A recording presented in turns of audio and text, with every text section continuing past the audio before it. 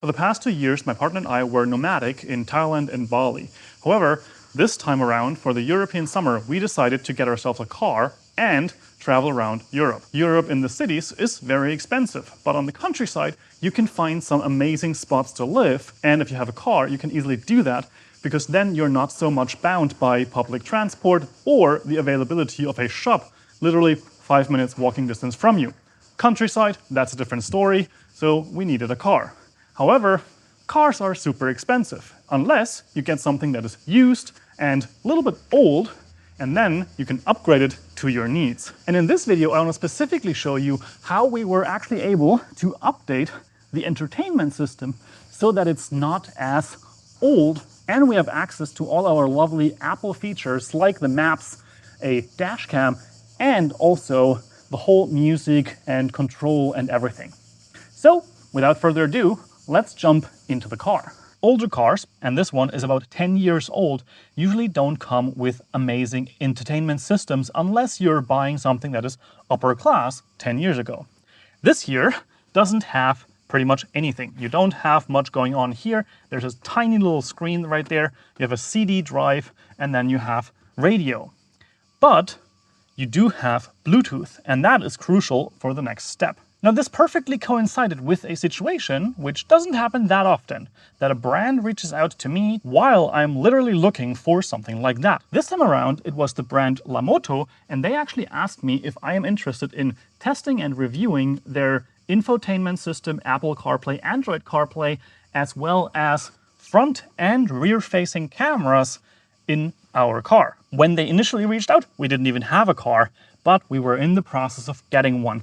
And one that actually doesn't have an infotainment system. And now I want to show you in this video how this actually changed the whole situation here with our car, how easy it was to install, and the features that it gives you. Because it's really amazing how much of an upgrade you can get by simply installing this type of a screen, and it has a built-in front-facing camera, and with a little bit of a finesse, you can also lay a cable pretty much invisible all the way to the back to also have a rear-facing camera. Now, without further ado, I want to show you the installation process and what this thing can do, and then I will be back with my final thoughts and review. First of all, we have the unboxing, and there's really not that much special in here. We have the monitor with the camera attached. That is for the front-facing camera. Then we have the holder that you can use for the windshield, a charging cable, as well as the rear-facing camera, and a couple of clips with which you can attach the cable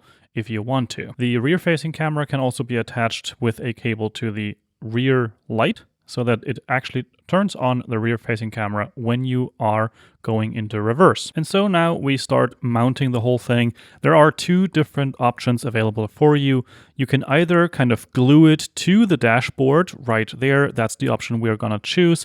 But they also include a holding thing for the windshield, which adhesively and with suction attaches to the windshield. I find that the arm is really nice and long. That's really helpful. But generally speaking, I am not a huge fan of this mechanism because it's not quite as permanent, not quite as stable, but it is nice that they have two different alternatives included. It is also really, really sticky. So that's something that I definitely noticed here, and I do think that it actually would hold really well, but it's not the way that we chose to go with. We actually ended up choosing to go with the version that you glue to the dashboard because that way it is a little bit more of a lower profile. They also have pre-drilled holes in this gluing base so that you could technically also screw it into your dashboard if that is your jam.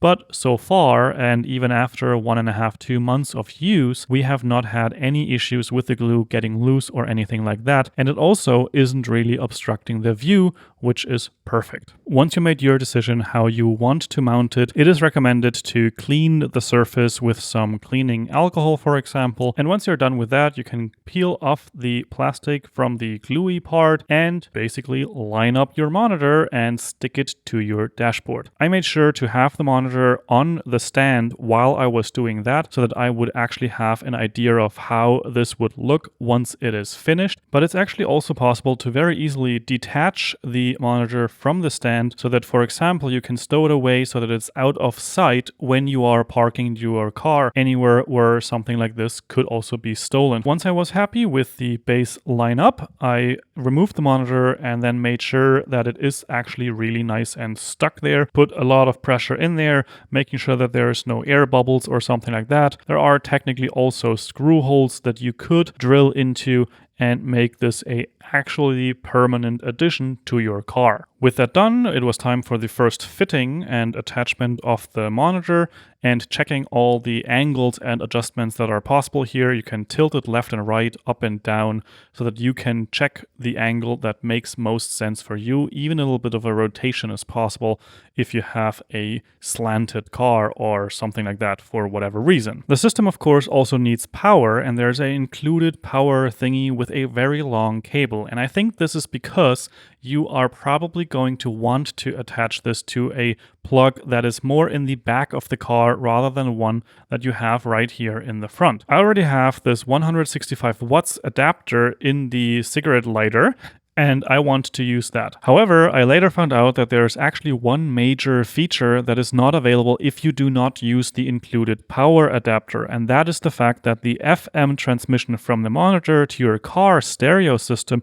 does not work because the antenna is actually built into that power adapter cable. But there's actually multiple ways to get the sound to your car's stereo system, one of which being that you can connect a aux cable between the Lamotto display and your car if you have that type of connection. Or you just connect your phone to the Bluetooth system of your car if you have that, and then the Lamotto display basically just acts as a display. But now for a more satisfying shot, of course, the peeling off of the plastic protection of the screen, followed by the first time turning it on. And if you thought this is all you have to do, that is kind of correct if you only care about the front-facing camera. The rear-facing camera is a whole different story. And that is especially true if you have not really a lot of experience taking apart a car and laying a cable from the front all the way to the back. Luckily, they actually made the cable relatively easy to thread through, and I had help from a friend,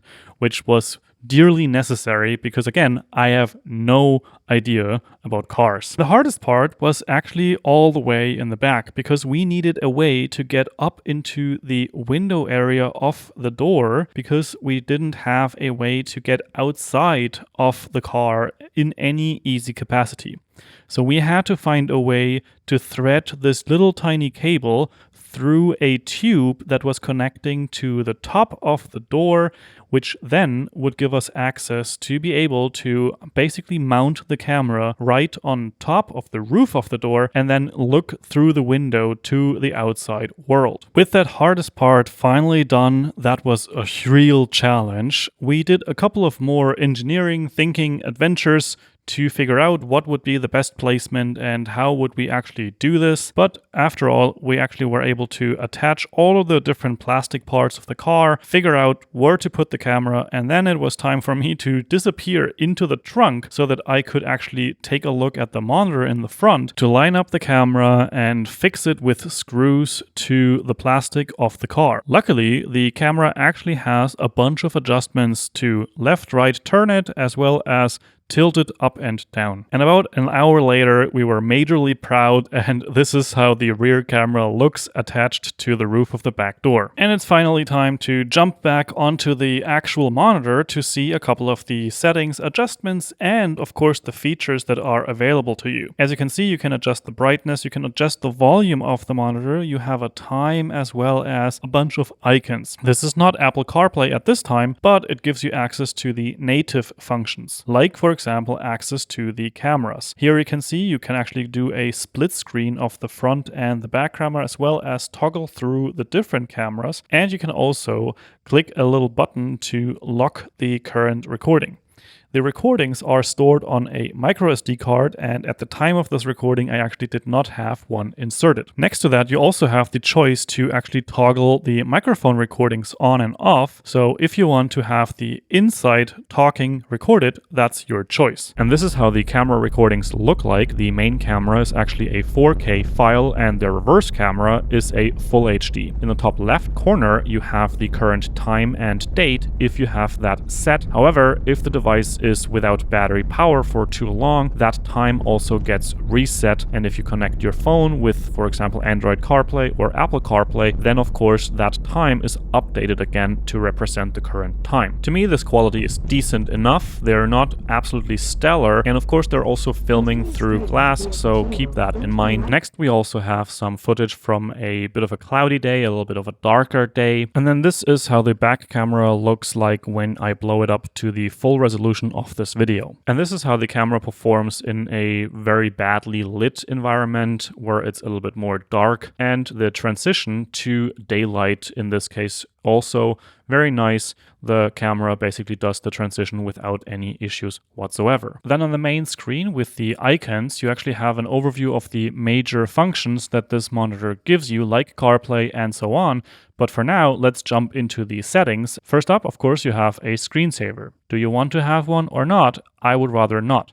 You can change if it is a left or right hand driven car, as well as the split screen setting for if you want to have a camera active while you are, for example, in the CarPlay mode. Brightness can also be adjusted, and then there's an assistive touch feature, which actually shows a little bubble that can give you access back to the main system, for example, or switching to the camera instantly from everywhere in the system, even in CarPlay. You can also choose the recording resolution. I chose 4K, but that of course only applies to the front-facing camera. The rear-facing camera, as I've showed you before, is 1080p in this model. Segment duration, so how long each individual segment should be. Then you have a collision detection. I think that would save the last couple of segments if there is something happening, but obviously I have not tested that. Then you can turn on and off the microphone again. You can reverse the images or mirror them, and adjust and align the reverse line guides. Something to note here is that these only work if you also hooked up the proper cables to the reverse light for the reverse camera to activate automatically. This is something I wish that would also be possible to manually turn on and off on the reverse camera, because for the time being we chose not to hook this up because we were already kind of burned out by hiding the cable to hook up the reverse camera itself. On the last settings page, you then have a couple of those generic things like the date, the language, if you want to have a tip sound, and of course also managing the storage, firmware, and so on, but nothing fancy here. Finally, it is time to jump into the actually interesting stuff like Apple CarPlay, which is the only one that I'm going to show here because I don't use Android pretty much at all. And so for us, connecting Apple CarPlay is the thing that matters most for us. Once the setup process is complete, you are greeted with the home screen. There's a screen button that also brings you back to the main screen of the Lamotto. And then in Apple CarPlay, you of course can swipe through the different layouts of the screen, and you have the assistive touch button, which can, for example, bring you back to the camera layout,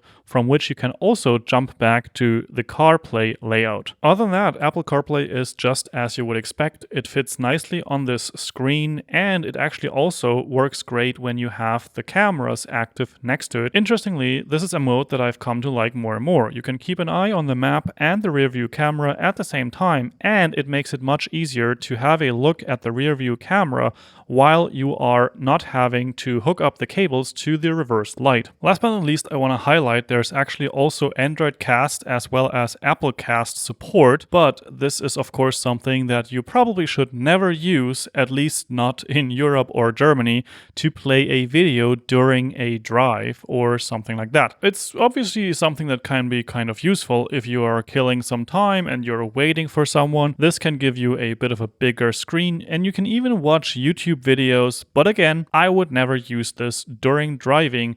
That is just madness. Now, I hope this video was really interesting for you to get to know the Lamotto car display. And of course, they have multiple of these types of displays in their offering, and you can choose what kind of feature set best suits your needs. For me, this was an absolute game changer, and it completely revolutionized our little old car here into something much more modern. And especially on long trips, which we've been doing here through Europe, this has been a game changer. The ability to have Apple CarPlay right here on a nice big screen with the maps, as well as the options around the topics of podcast listening, music listening, and so on, being able to all combine it together with the car infotainment system for the sound to come out of the bigger speakers, and also having the ability to have the rear view camera as well as the front view camera have been amazing. The ability to also just have a little bit of peace of mind by having these cameras and the videos stored on the SD cards